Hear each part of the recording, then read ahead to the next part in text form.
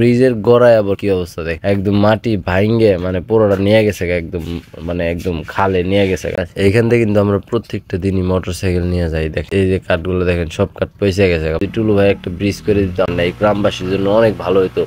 তো দেখেন আমি সামনে গিয়ে যে দেখেন, এই যে কাঠগুলা দেখেন, এগুলো সব পয়সা গেছে, এই যে সব পয়সা গেছে, এগুলো ধরার আগে ভুলে পড়ে যায়। এই দেখেন একটা ধরে দেখাই, দেখেন এই যে ধরলাম আর হাতে লয়ে গেল।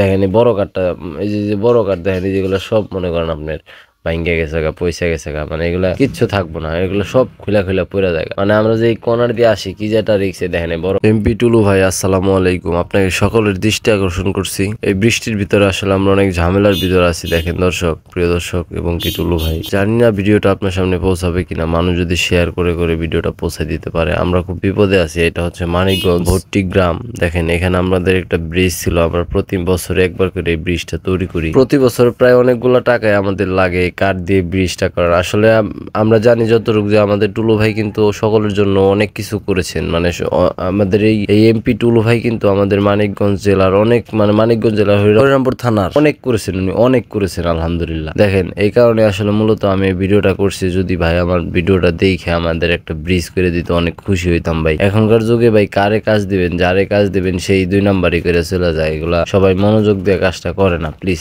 আমার এই ভিডিওটা দেখে আপনারা একটু শেয়ার করে বাইরে দেখাই দেন। দেখেন ব্রিজের গোড়ায় আবার কি অবস্থা দেখ, একদম মাটি ভাঙ্গে মানে পুরোটা নিয়ে গেছে একদম, মানে একদম খালে নিয়ে গেছে। মানে এই অবস্থা থাকলে এটা কিছুদিন আগে বান্ধা হয়েছে, দেখেন এই জায়গায় ভাঙ্গে, তাহলে এই জায়গাটা একটু ওয়াল করছিল একটা, মানে কি বলবো আসলে কিছু বলার নাই। তো আপনাদের সকলের দৃষ্টি আকর্ষণ করছি ভাই, প্লিজ আমার ভিডিওটা দেখলে টুলু ভাইয়ের সামনে জানি পৌঁছায়, ভিডিওটা সবাই শেয়ার করে দেন। আর দেখেন আমি সামনে গিয়ে কিছু দেখাইতেছি, দেখেন ভাঙ্গে পড়তাছে এক সাইড। আমরা এটা মোটরসাইকেল নিয়ে আসি, এইখান থেকে কিন্তু আমরা প্রত্যেকটা দিনই মোটরসাইকেল নিয়ে যাই। দেখেন এই যে কাঠগুলো দেখেন, সব কাঠ পয়সা গেছে প্রতি বছর, মানে বছর শেষ হওয়ার আগে আমাদের এই সমস্যাটা হয়ে যায়। দেখেন আমরা যদি ভাই এটা যদি টুলু ভাই একটা ব্রিজ করে দিত, আমাদের কি ভালো হইতো আমাদের জানেন না, এই গ্রামবাসীর জন্য অনেক ভালো হইতো।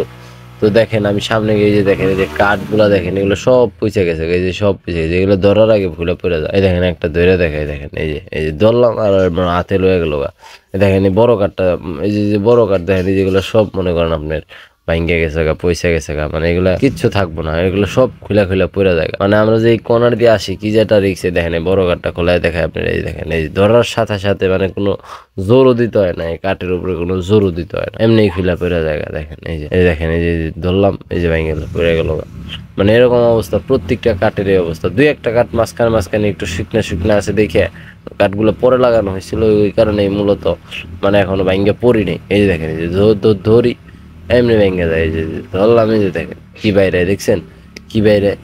দর্শক বিন্দু প্লিজ ভাই আমাদের যদি ভালোবেসে থাকেন, এই গ্রামবাসীদের ভালোবেসে থাকেন, অনেক বিপদে আছে সবাই।